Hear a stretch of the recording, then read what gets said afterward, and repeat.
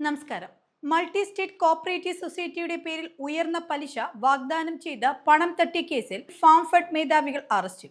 Farmfed chairman Rajesh Pillai, managing director Akhil Francis എന്നിവരാണ് Thiruvananthapuram museum police arrest ചെയ്തത്. നിക്ഷേപം സ്വീകരിച്ച് പലിശയും പണവും നൽകാതെ കബളിപ്പിച്ചെന്ന കൗടിയാർ സ്വദേശിയായ എമിൽഡെ എന്നയാളുടെ പരാതിയുടെ അടിസ്ഥാനത്തിലാണ് ഇവരെ അറസ്റ്റ് ചെയ്തിരിക്കുന്നത്.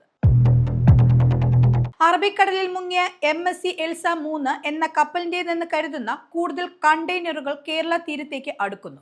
കൊല്ലം കരുനാഗപ്പള്ളി ആലപ്പാട് ചെറിയ അഴീക്കൽ തീരത്ത് ഇന്ന് പുലർച്ചെ 4 മണിയോടെയാണ് ആദ്യ കണ്ടെയ്നർ തീരമടിഞ്ഞത്. ഇതിന് പിന്നാലെ കൊല്ലം നീണ്ടകര പരിമൺ തീരത്ത് 3 കണ്ടെയ്നറുകൾ കൂടി അടിഞ്ഞിരുന്നു. ശക്തികുളങ്ങര മദാമത്തോപ്പിൽ 3 കണ്ടെയ്നറുകളാണ് അടിഞ്ഞത്. നിലവിൽ 8 കണ്ടെയ്നറുകൾ തീരമടിഞ്ഞതായി സംസ്ഥാന ദുരന്ത നിവാരണ വകുപ്പ് അറിയിച്ചിട്ടുണ്ട്.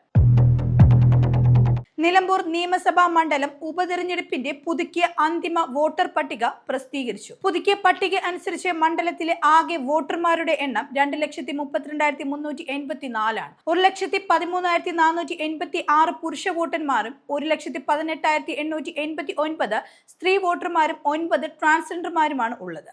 പോളിംഗ് സ്റ്റേഷനുകളുടെ എണ്ണം 263 വർദ്ധിപ്പിച്ചിട്ടുണ്ട്.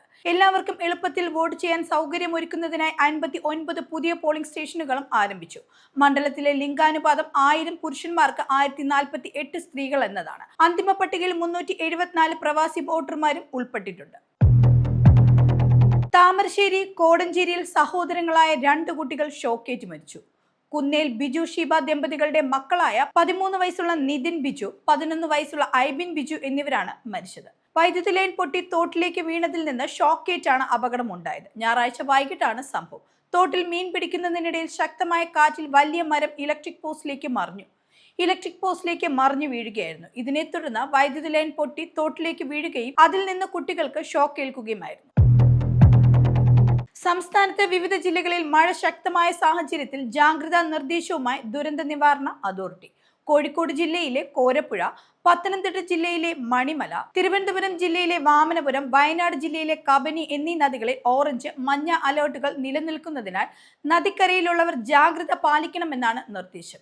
ഈ സാഹചര്യത്തിൽ ഈ നദിയുടെ കരയിൽ താമസിക്കുന്നവർ ജാഗ്രത പാലിക്കേണ്ടതാണ്. യാതൊരു കാരണവശാലും നദികളിൽ ഇറങ്ങാനോ നദി മുറിച്ചു കടക്കാനോ പാടില്ല. തീരത്തോട് ചേർന്ന് താമസിക്കുന്നവരും ജാഗ്രത പാലിക്കണം.